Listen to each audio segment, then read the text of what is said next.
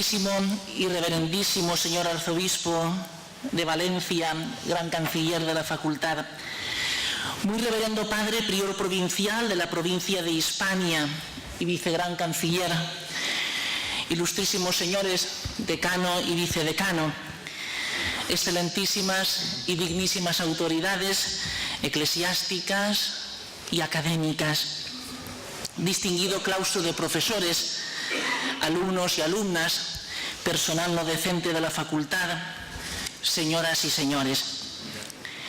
El curso 2016-2017, 42º de esta facultad, comenzó el lunes 12 de septiembre de 2016 con el inicio ordinario de las clases, celebrándose la solemne apertura de curso al día siguiente, con la misa presidida por el gran canciller en la Iglesia del Salvador, seguida del habitual acto académico en el que el profesor padre Emilio Barcelón Maicas pronunció la lección inaugural Principios constitutivos de la comunión eclesial según el magisterio del Vaticano II.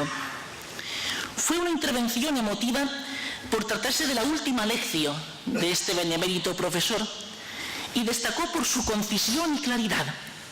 El padre Barcelón destacó 4 grandes principios de la comunión eclesial: el principio de igualdad fundamental, el de diversidad o diferencia, el de participación y corresponsabilidad y el principio de complementariedad.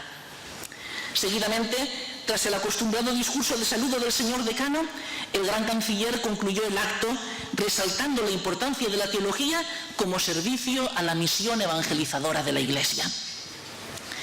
El curso pasado estuvo marcado también por la celebración durante los días 8, 9 y 10 de noviembre del 17º Simposio de Teología Histórica de nuestra facultad, bajo el título El cáliz de la misericordia, la redención que nuestro mundo necesita.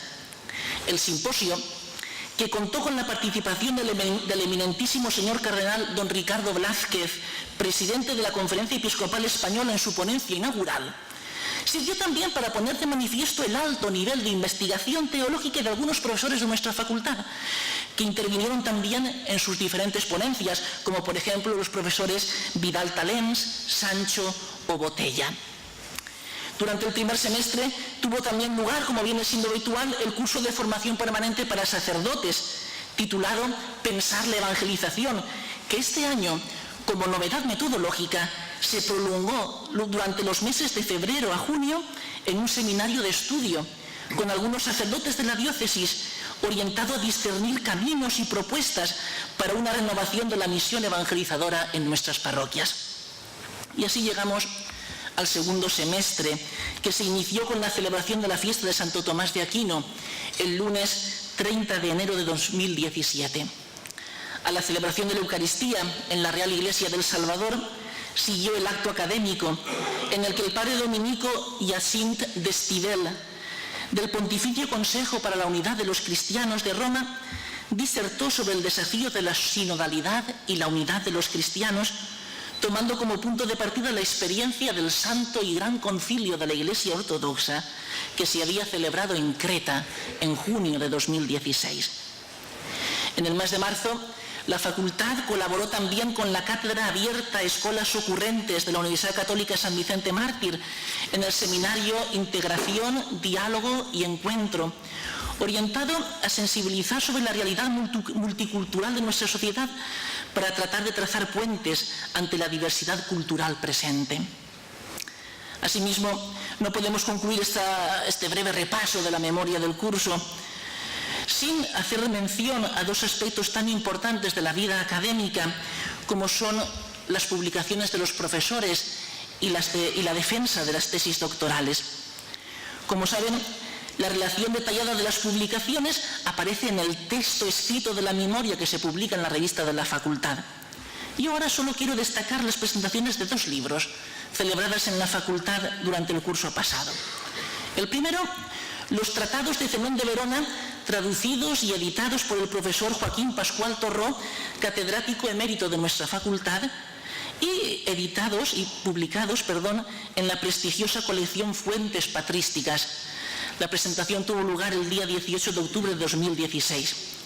Y por otro lado, destaco también la presentación del libro Creer en la palabra y ponerse en camino, publicado en la editorial San Pablo por nuestro decano, el padre Vicente Botella Cubells, cuya presentación tuvo lugar el 1 de febrero de 2017. Por lo que respecta a las tesis doctorales, 2 son las que se defendieron en el pasado curso en nuestra facultad. Una, el Gilasterium Paulino, y la segunda, Plenum Gratiae et Veritatis, una clave cristológica para explicar las 2 desviaciones típicas en la teología de la naturaleza. Ambos trabajos fueron valorados muy positivamente en lo que suponían de aportación personal tanto al campo de la exégesis, la primera, como al de la teología sistemática, la segunda. Y finalmente concluyo aportando algunos datos generales de la estadística del curso pasado. También la relación detallada de los datos aparece en la memoria escrita. 228 fue el número total de alumnos matriculados en la facultad durante el pasado curso, de los cuales 123 lo hicieron en el ciclo institucional, 35 en el ciclo de licenciatura, 8 en doctorado y 61 en el Instituto Superior de Ciencias Religiosas. Por otra parte, la Academia de Lenguas Bíblicas y Orientales contó con un total de 38 alumnos, la mayoría de los cuales siguieron los cursos de griego, 10 alumnos, y de egipcio, 13 alumnos. Y además de esto, 15 alumnos de la facultad, principalmente del primer año de licenciatura, realizaron también el curso de Didáctica y Pedagogía de la Religión, conducente a la obtención de la Declaración Eclesiástica de Capacitación Académica, DECA. Señoras y señores, permítanme terminar este breve repaso a la vida de nuestra facultad durante el curso pasado, dando gracias al Señor, puesto que la memoria creyente es siempre una memoria agradecida, dando gracias al Señor por el don de un año más gastado en este servicio a la fe y a la evangelización, que es la enseñanza de la teología, de la ciencia sagrada. Y pidiéndole confiadamente que en su misericordia nos conceda a todos, alumnos, profesores, continuar trabajando humildemente desde aquí, desde la facultad, para alabanza de su gloria. Muchas gracias por su atención. Se conmemora este año el 6º centenario de un acontecimiento de importancia capital para la historia de la Iglesia y que, sin embargo, ha tenido poca repercusión entre nosotros. Me refiero al Concilio de Constanza, que puso fin al llamado Cisma de Occidente. El 26 de julio de 1417, el concilio promulgó un decreto que tuvo especial repercusión en nuestras tierras: la sentencia de deposición del papado y excomunión de Pedro de Luna, llamado en su obediencia Benedicto XIII. Hacía poco más de 6 meses que la Corona de Aragón había retirado la obediencia a Benedicto XIII, cuando el 5 de enero de 1417 San Vicente Ferrer leyó en Perpiñán la fatal sentencia por orden del rey Fernando I.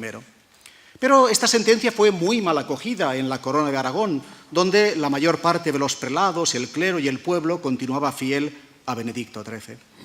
Para acabar con esta resistencia, el Papa elegido en Constanza, Martín V, envió un legado, el cardenal de Pisa, Alamanno Adimari, para someter a los prelados y al clero de la corona a su obediencia. Y el nuevo rey de la corona, el joven Alfonso V el Magnánimo, designó como embajador suyo ante el legado para que le acompañara y le ayudara a obtener el feliz resultado de su misión a un relativamente joven canonista y consejero suyo, el clérigo valenciano Alfonso de Borja, que andando el tiempo se convertiría en el Papa Calixto III. Borja desempeñó su misión a plena confianza y satisfacción tanto del legado como del rey, y esto le valió su ascenso a vicecanciller dentro de la Cancillería Real.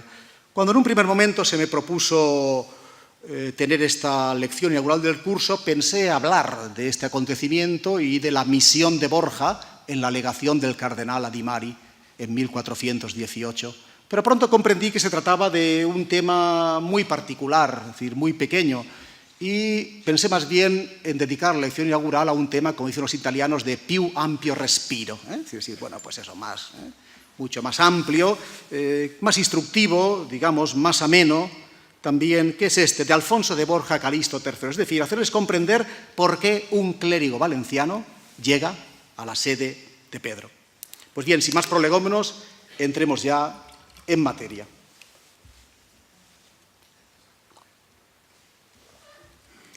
Hacia el final de su vida, Calixto III interpretó en clave providencialista el brillante destino que le había conducido de unos humildes orígenes en Canals a la cumbre de la cristiandad, atribuyendo su elección papal a los designios divinos, de los que, según afirmaba, se hizo portavoz el gran predicador y taumaturgo Vicente Ferrer, cuando muchos años atrás, en su infancia o juventud, le predijo que alcanzaría el pontificado y le canonizaría. No tenemos ningún documento contemporáneo que avale la veracidad de esta noticia, pero lo cierto es que el Papa Calixto lo decía, como atestigua un despacho que los oradores en Roma del duque de Milán, Francesco Sforza, dirigieron a este el 22 de mayo de 1455, pocos días después de la elección papal, en estos términos.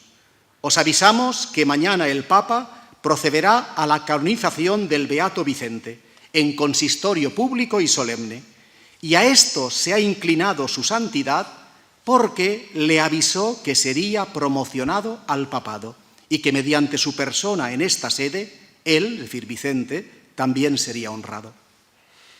Ahora bien, dejando de lado las inescrutables vías de la providencia en las que no le es dado entrar al historiador, el estudio de la peripecia vital del primer Papa Borja muestra que su fortuna no fue en modo alguno fruto de la suerte o el azar, sino que se labró con el tesón firme y el empeño que este clérigo valenciano puso en su propio encumbramiento hasta las más altas cimas de la Iglesia, tratando de arrastrar tras de sí en el ascenso a su familia.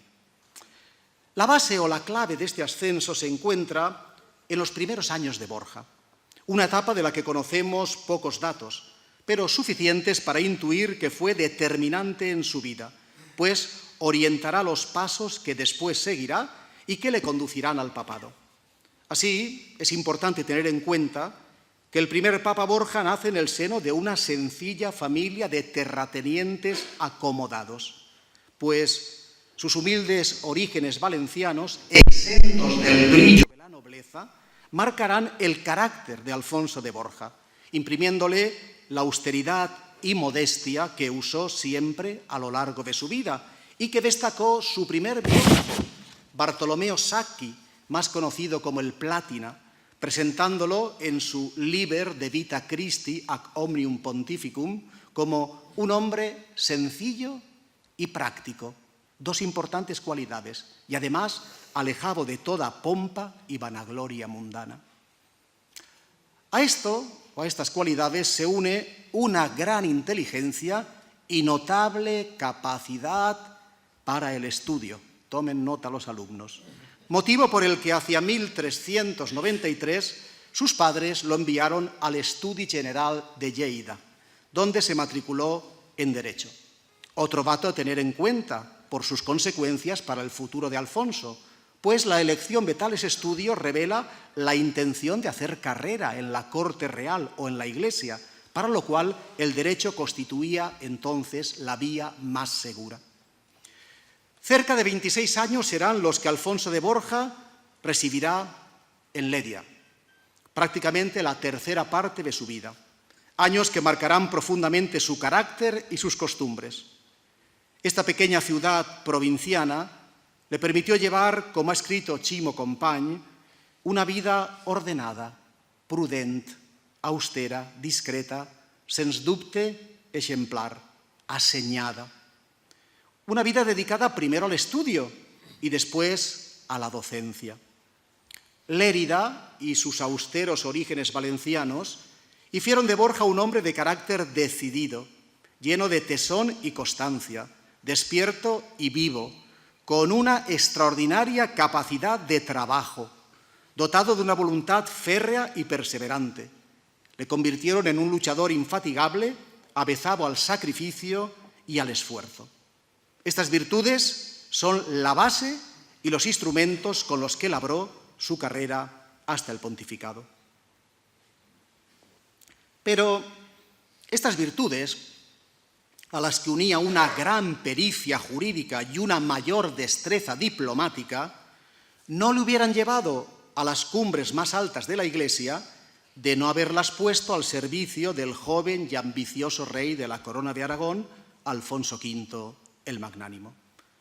Sin el apoyo del monarca, Borja nunca hubiera llegado a ser Calixto III y con mucha probabilidad no hubiera pasado de ser un simple canónigo y profesor de cánones en Lérida.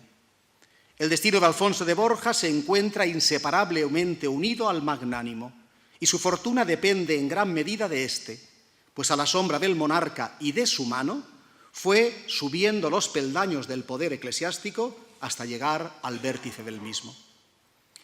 En efecto, el estudio de la figura de Alfonso de Borja muestra sin lugar a dudas que éste fue siempre, hasta alcanzar el papado, un homo regis, es decir, un hombre del rey. Fue el servicio, a menudo y por necesidad servil, a Alfonso V, lo que le hizo ascender en la jerarquía eclesiástica. Y la insistencia y el afán puestos por el rey en su promoción eclesiástica no se explican solo como una recompensa por los servicios que le prestaba, sino también y sobre todo por el hecho de que Borja era un hombre de su confianza, que le ayudaba a controlar la Iglesia de la Corona de Aragón. Colocándolo en las altas prelacías eclesiásticas, el monarca se aseguraba la colaboración de un eclesiástico fiel, que acatara sus indicaciones y, sobre todo, que contribuyera a poner en sus manos buena parte del poder económico de la Iglesia. Frente a esto, otros factores del enaltecimiento de Borja, que son destacados por la historiografía tradicional, sobre todo la local de aquí de Valencia, como su relevante papel en la solución del cisma de Peñíscola en 1429, son menos importantes. Pues también en este caso, el de la solución del cisma, en otra alegación del cardenal de Foix, que viene para acabar con Clemente VIII, también en este caso, Borja se limitó a ser un instrumento del rey, ciertamente eficaz, pero instrumento al fin y al cabo, que transmitió a Clemente VIII la orden del monarca de deponer la tiara. Y el antipapa de Peñíscola, que comprendía que sin el apoyo del rey no era más que Gil Sánchez Muñoz, obedeció las órdenes que un hábil y juicioso Alfonso de Borja supo transmitirle del modo más adecuado y convincente. Este servicio al monarca y a la Santa Sede le valió como premio la obtención de la mitra de Valencia, que mantuvo hasta un mes antes de su muerte, el 6 de agosto de 1458. Con esto pienso haber dejado claros los elementos fundamentales de la primera fase del ascenso al papado de Alfonso de Borja, a los que cabe añadir en una segunda fase, cuando se reúne con el rey en Italia en 1438, su acción destacada como diplomático en las diversas negociaciones que, por orden del Magnánimo, tuvo que entablar con los representantes del Papa Eugenio IV para lograr de éste la concesión del Reino de Nápoles, que en teoría era feudatario de la Santa Sede y que don Alfonso había comenzado a conquistar. Estas negociaciones tuvieron lugar primero en Florencia en 1439 y más tarde, a lo largo del año 1443, en Terrachina. Ambas intervenciones de Borja son fundamentales para su posterior ascenso al pontificado, pues le permitieron entrar en contacto con la curia pontificia y relacionarse con personajes que después serán determinantes en su elección papal, como el influyente cardenal Ludovico Trevisan y el futuro cardenal Latino Orsini.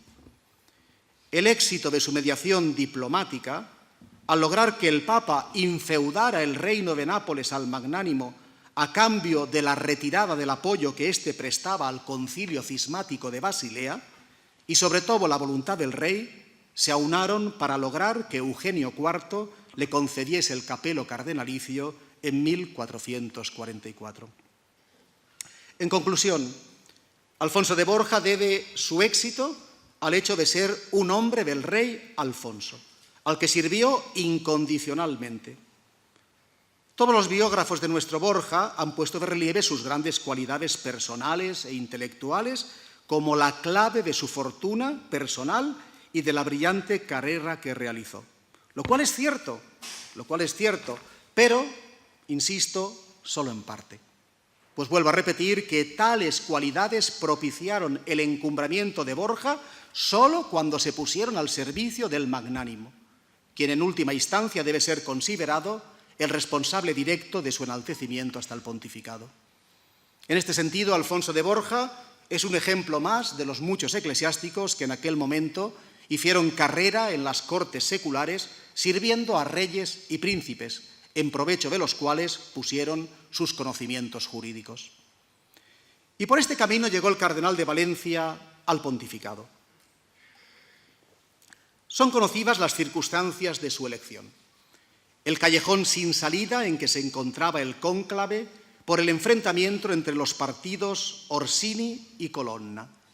La necesidad de superar el impasse con un candidato de compromiso, neutral, apacible y anciano, cuyo pontificado fuera breve y permitiera mantener el equilibrio reinante entre los cardenales, sin esperar grandes cambios.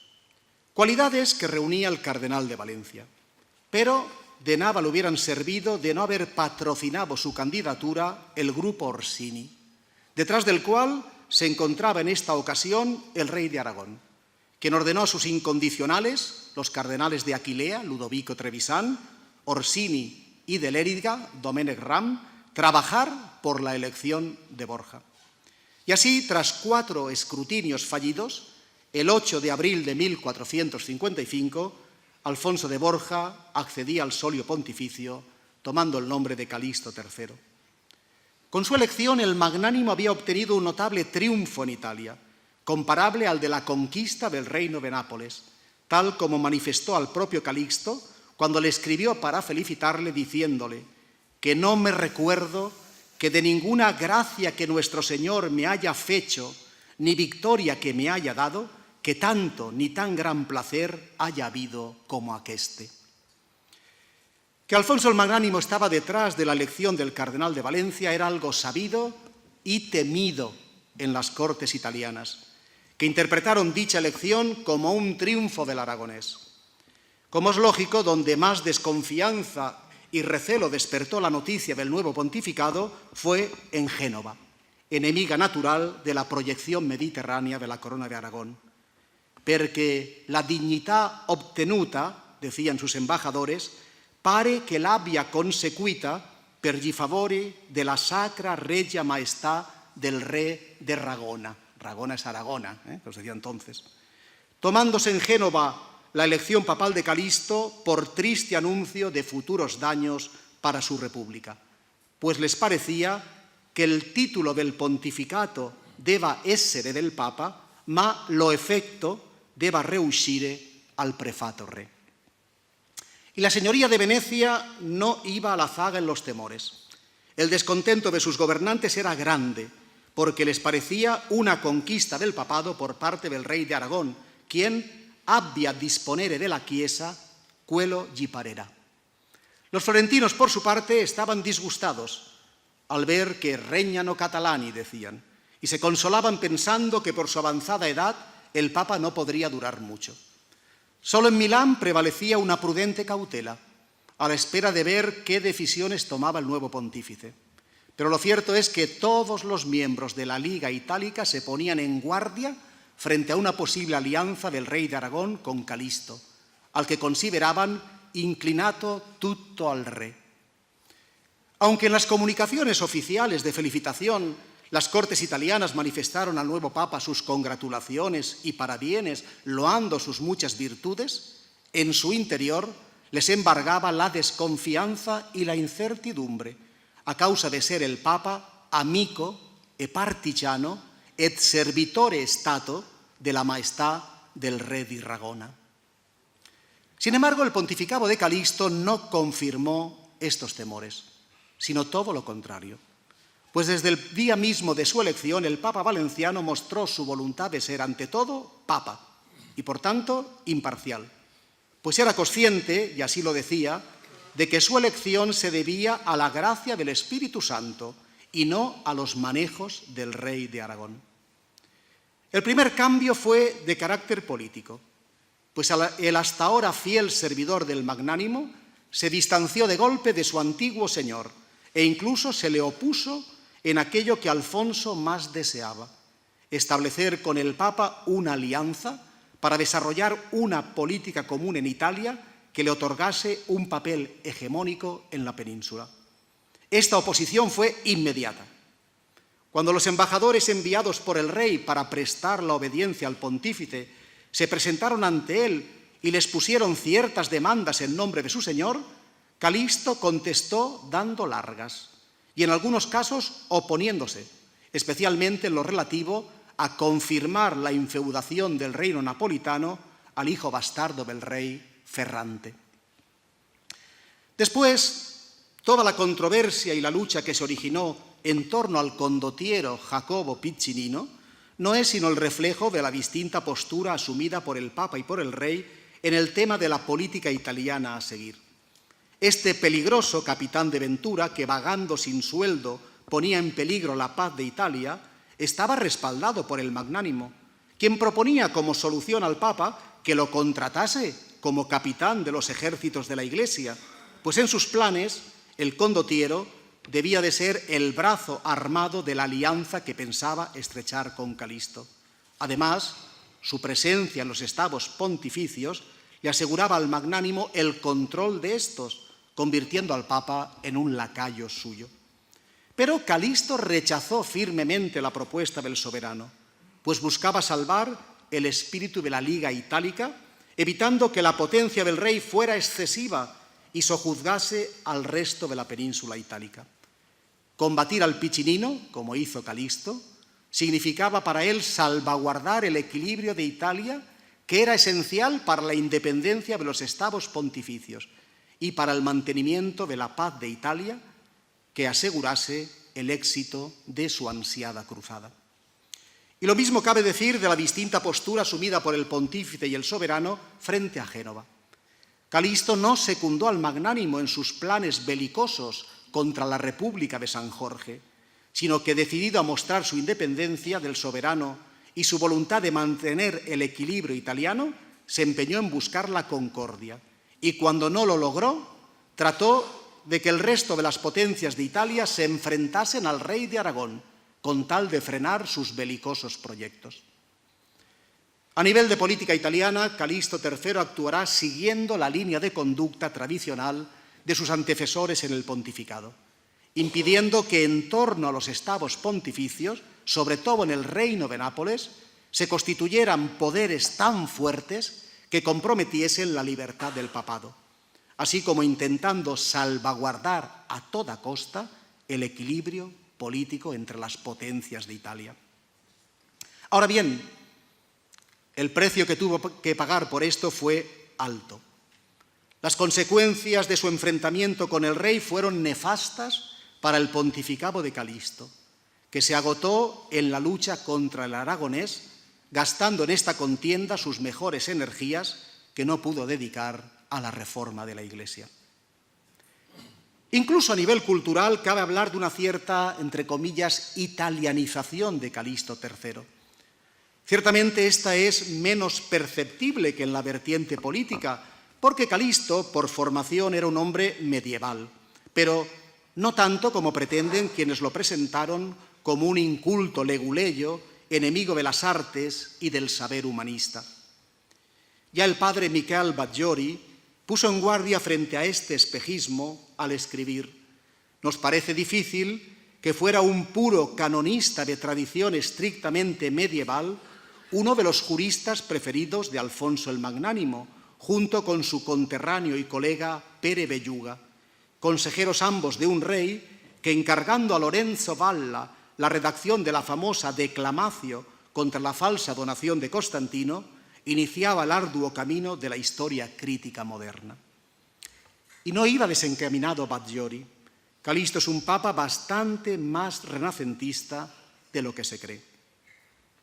Su misma idea de cruzada, saben que organizar una cruzada contra el turco, porque Constantinopla había caído en manos de los turcos en 1453, es decir, año y medio antes de su elevación al pontificado, pues fue el objetivo principal del pontificado de Calixto III. Pues bien, su misma idea de cruzada es moderna, no es una simple reliquia medieval, sino más bien una actitud típicamente europea, paralela a la del humanista Eneas Silvio Piccolomini, su sucesor en el pontificado como Pío II, quien, siendo canciller del Imperio alemán, veía en la avanzada turca un peligro para Europa, y no solo para la Europa que en la Edad Media podía identificarse con la cristiandad, sino para la nueva y desacralizada Europa de los reinos nacionales y de los nuevos tiempos del humanismo.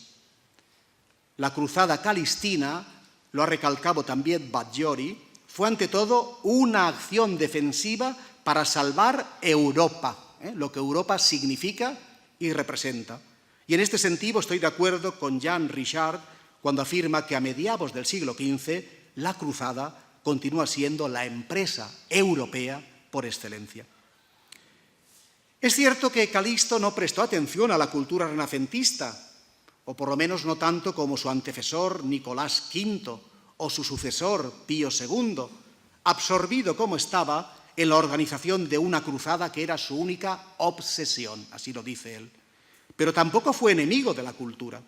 Esta acusación la lanzaron y difundieron algunos humanistas contemporáneos, como Poggio Bracciolini, Francesco Filelfo o Vespasiano da Bisticci, descontentos con el Papa Borja porque los privó de los dineritos del pingüe mecenazgo que gozaban con Nicolás V, debido a los recortes de gastos que hizo para dirigir el dinero a la cruzada. Pero no es cierta esta acusación. Hoy sabemos, tras los estudios del padre Anselm Albareda, que Calixto no dilapidó los importantes fondos griegos y latinos de la Biblioteca Vaticana, como le imputaron estos humanistas, pues están todavía allí, pueden consultarse. Además, empleó en la curia a diversos humanistas, como Gabriele da Volterra, Gaspare da Verona, Giovanni Andrea Bussi, Adamo da Montaldo y otros. Y sobre todo protegió y puso como profesor de la Sapienza a Lorenzo Valla, al príncipe de los humanistas italianos, al que había conocido en la corte napolitana, y le dio una importante canonjía en San Juan de Letrán. En este sentido, cabe decir también que Calixto atrajo a Roma a un buen número de estudiantes valencianos, pues tanto él como su sobrino, el cardenal Rodrigo de Borja, dieron soporte en la urbe a un extenso grupo de valencianos que, bajo su patronazgo, obtuvieron beneficios en la curia pontificia o pudieron estudiar en las mejores universidades italianas, favoreciendo así los contactos culturales del Reino de Valencia con Italia. El influjo que la cultura humanista produjo en hombres como el dominico setavense Jaume Gil, maestro del Sacro Palacio, o Cosme de Montserrat, datario y bibliotecario de Calixto, o Mateu Joan, su secretario particular, o Joan Soler, su subdiácono, está todavía por estudiar. Por ejemplo, este último, Joan Soler, gozaba de la amistad de Eneas Silvio Piccolomini, quien lo define en sus comentarii como sublime intérprete de las divinas escrituras. Bien, podría decirse todavía mucho más, pero no quiero cansarles. Tan solo concluir diciendo que la figura de Calixto III se ve exenta de los negros colores con que habitualmente suele presentarse la figura de los Borja. Nunca se le achacó ningún escándalo, ni se le acusó de conducir una vida licenciosa. Al contrario, casi todos sus contemporáneos alabaron la rectitud de sus costumbres y el sencillo estilo de vida que condujo siempre, alejado del fasto, del lujo, de la inmodestia. Su mentalidad rígidamente legalista le llevó a aplicar el derecho canónico en todo su rigor. Nunca quiso ser obispo más que de una diócesis, como en aquel momento era habitual que los cardenales tuvieran 6, 7 y 8 diócesis. Nunca quiso tener más que Valencia. Sin duda fue un hombre pasional, un carácter fuerte y enérgico, pero dirigió esa pasionalidad y energía a la cruzada. Solo podemos censurarle, y habría que explicarlo en el contexto de la época, el exagerado nepotismo que mostró hacia sus sobrinos. Este es el único punto negativo que encuentran sus enemigos para atacarle. De modo que, como escribió uno de los todavía más eximios historiadores de los papas, el austriaco Ludwig von Pastor, si se prescinde de su nepotismo, Calixto III merece grandes elogios. Y sin duda podemos estar orgullosos de este gran Papa valenciano. Muchas gracias por su atención. Tiene la palabra el decano de la facultad, padre Vicente Botella. Buenos días, amigos y amigas. Un saludo sincero y fraterno a todos cuanto hoy os hacéis presentes en esta casa, que es la vuestra, la Facultad de Teología San Vicente Ferrer de Valencia. Estamos contentos de veros al reunirnos una vez más con motivo de la apertura del nuevo curso. Gracias a todos por la presencia y por la fidelidad. Uno de los elementos que vertebran la tarea ordinaria de la vida académica es la verificación del aprendizaje. Pruebas, trabajos y exámenes. Es un momento, lo sabemos, siempre delicado y por eso generador de alguna tensión. Es normal. Los pasos decisivos en todo proceso suscitan este tipo de reacción emocional. Y menos mal que lo hacen, pues es el reflejo evidente de la relevancia que le concedemos a las cosas. Esta tensión, que les voy a contar, se gestiona mucho mejor cuando, como se suele decir, se han hecho bien los deberes o cuando la materia se lleva preparada. Les explico estas cosas porque la Facultad de Teología en pocas semanas será evaluada y cierta tensión se puede notar, no tanto entre los alumnos, sino entre los que somos responsables del centro. No es época de exámenes todavía.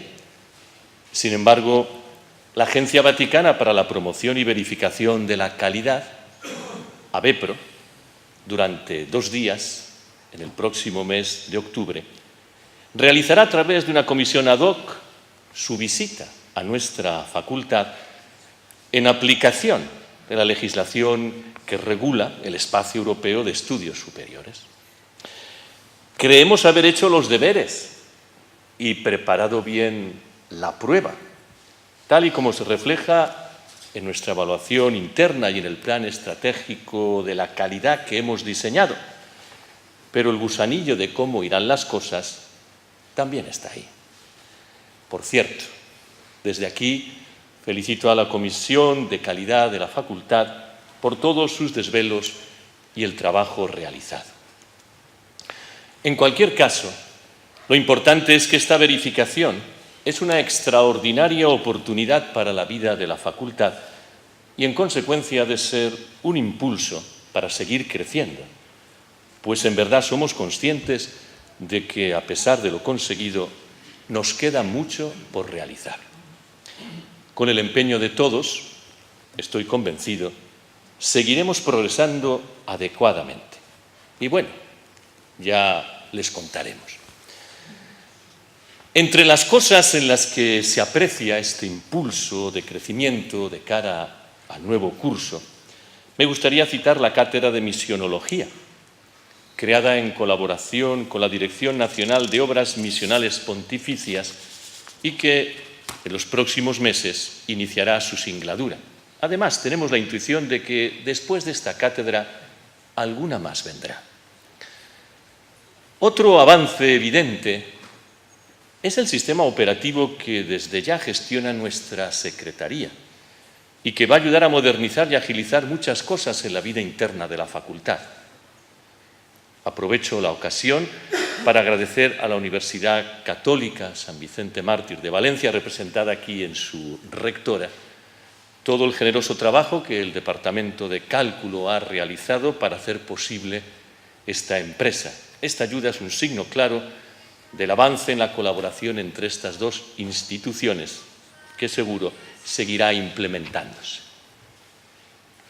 Igualmente es una realidad novedosa que se va a concretar en muy pocos días, el nacimiento de la Asociación de Alumnos y Antiguos Alumnos de nuestro Instituto Superior de Ciencias Religiosas, que surge desde el alumnado con el propósito de dar a conocer en nuestra archidiócesis y en la sociedad valenciana la importancia de los estudios que ofrece esta institución en sus dos especialidades, así como de fomentar la formación permanente entre sus miembros. Felicitamos, pues, a los alumnos del Instituto por esta iniciativa. Y hablando de lo que está gestándose de cara a los tiempos venideros, no podemos olvidar la proximidad del 2019, año en el que celebraremos los 600 años de la muerte de San Vicente Ferrer, aludido en la lección inaugural por el profesor Navarro. San Vicente Ferrer, que es patrono, entre otros muchos patronazgos, de nuestra facultad y figura señera en el ámbito social, cultural y religioso de nuestra tierra. Como es de justicia, este centro, a título individual y en colaboración con otras instituciones, contribuirá a mantener viva la memoria y el legado del fraile dominico valenciano a través de diferentes actividades que se irán dando a conocer también próximamente. No podemos alargarnos, pero antes de pasar a los saludos de rigor, puesto que mi intervención es un saludo, no quisiera dejar de hacer una alusión sentida a tantas víctimas inocentes que cerca y lejos de nosotros han padecido y sufren el azote del terrorismo, de los cataclismos de la naturaleza, de la guerra o de la injusticia. Para todos ellos un recuerdo cariñoso y nuestra oración. A ellos se une la convicción, que se hace cultura y pensamiento orientador en la teología, de que el Dios de Jesucristo pide que no olvidemos nunca a los que sufren y a los pequeños de este mundo. Entre ellos este Dios de la Encarnación se hace presente y sigue hablándonos. Además, al final de los tiempos, dice Mateo en su célebre parábola, nos examinarán de esta materia, la materia que al apóstol y en verdad hemos de preparar mejor. Saludo ahora sí, con afecto particular, a los miembros de esta mesa presidencial, a nuestro arzobispo y gran canciller, don Antonio, que nos honra con su cercanía y apoyo, a Fray Jesús, vicegran canciller, amante y seguidor de la reflexión teológica, a don Miguel Navarro, vicedecano y hoy maestro entre nosotros, como hemos tenido ocasión de comprobar en la lección inaugural que ha dictado y por la que le felicitamos, a don Mariano, secretario, a quien, como siempre, agradecemos la confección y lectura de la memoria del curso pasado. Un saludo a todas las autoridades eclesiásticas, civiles y académicas, particularmente a las de la Universidad Católica de Valencia y a la del CEU Cardenal Herrera, también representada en su rectora, instituciones siempre tan cercanas y amigas. También saludamos a los rectores de nuestros centros afiliados, de Alicante, Castellón y Cuenca, al claustro de profesores de la facultad, a los alumnos, tanto de la facultad como del instituto, de la Academia de Lenguas y, cómo no, a todos los que forman parte del PAS. Un saludo también especial a los profesores y alumnos que se incorporan por primera vez a nuestra facultad, en cualquiera de sus titulaciones y cursos. Y finalmente nuestro reconocimiento a la Coral Armonía Polifónica de Valencia, que ha amenizado o está amenizando este acto. Muchas gracias a todos los que hoy os habéis querido hacer presentes entre nosotros. Y gracias a todos los que habéis hecho posible que tanto la Eucaristía como este acto académico se pueda celebrar con bien. Y a todos, un feliz curso y que hagamos bien nuestros deberes. Dios os bendiga. Muy queridos amigos todos aquí presentes, mi saludo con agradecimiento y también con mirada de futuro como os he dicho anteriormente en la homilía de la Santa Misa. Señor decano, sin duda ninguna, que los deberes los cumplirán muy ampliamente. No simplemente para decir progresa adecuadamente, sino para decir que ha progresado muy mucho y les felicito por eso. Simplemente, a raíz de la lectura de la memoria, les van a señalar que se necesitan más doctorados, que anualmente haya más doctorados. Así que promuévanlos y, sobre todo, ustedes alumnos, dedíquense al estudio para hacer posible que obtengan también el doctorado en Sagrada Teología en las distintas especialidades o ramas que aquí se imparten. Quiero también reiterar, no puede ser menos, como arzobispo de Valencia, la alusión que ha hecho a la colaboración de la Universidad Católica y de nuestra facultad en la restauración de este edificio que se necesita. Y también puedo anunciar que es propósito de la universidad el trasladar aquí aquellas facultades o estudios eclesiásticos que tiene la Universidad Católica. Derecho canónico, Instituto Juan Pablo II para el matrimonio y la familia, filosofía y ciencias religiosas. Con lo cual se estrecha más la vinculación que existe entre ambas instituciones donde está implicada directamente la diócesis. Quiero agradecer a la Facultad de Teología la amplitud que tiene en todo este proyecto que esperamos pueda ser coronado dentro de poco tiempo. También les felicito y les exhorto encarecidamente por la dedicación que están teniendo a la proclamación del doctorado de San Vicente Ferrer, patrón de la facultad. El año 18 debe ser un año muy importante en este sentido y será un gran servicio a la Iglesia este doctorado. Por lo tanto, facultad, adelante. Juntamente con la Orden de Santo Domingo y otras instituciones, incluso de fuera de España. Adelante todos. Y también les felicito y les exhorto a que colaboren estrechamente con los trabajos, sé que están haciéndolo, por la proclamación de Doctor Universal de la Iglesia de Santo Tomás de Villanueva. Es otro también de los grandes servicios que prestaremos por toda la teología de la misericordia, de la caridad y la evangelización de los pobres, como acaba de decir usted ahora hace un momento. Sí que también le ruego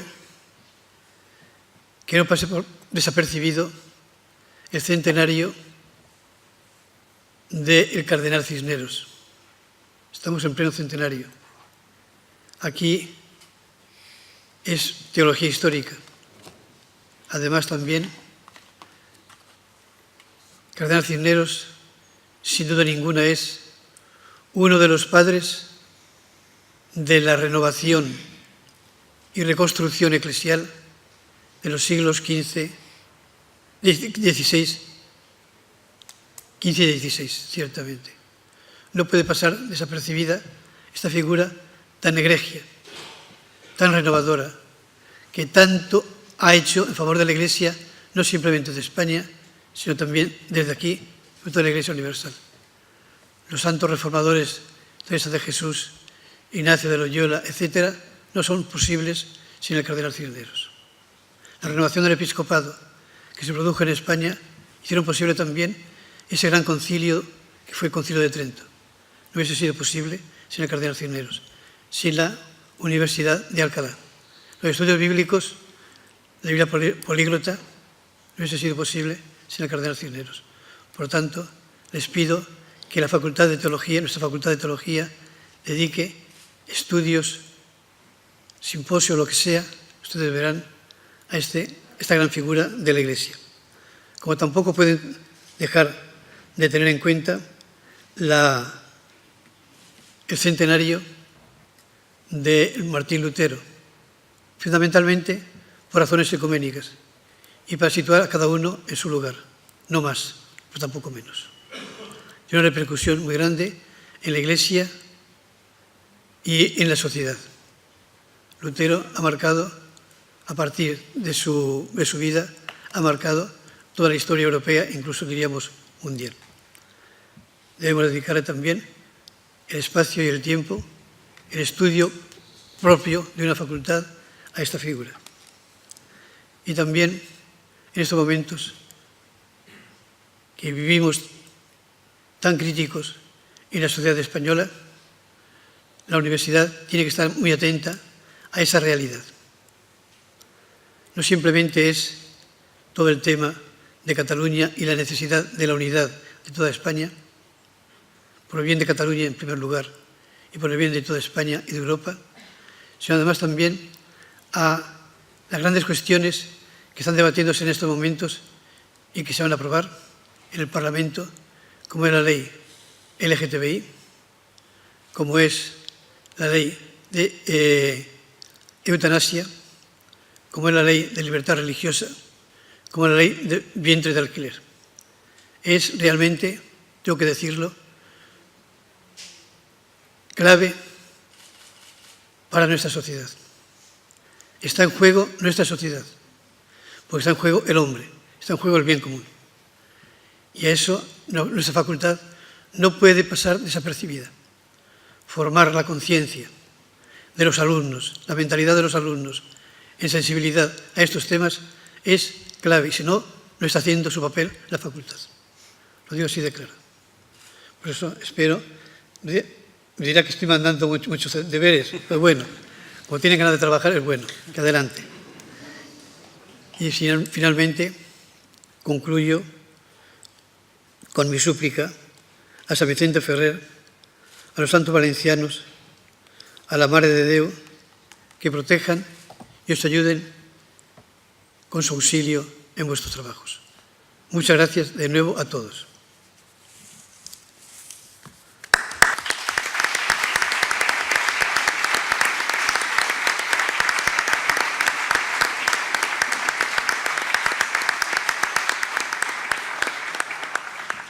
Declaro inaugurado oficialmente el curso académico 2017-2018 en la Facultad de Teología San Vicente Ferrer de Valencia.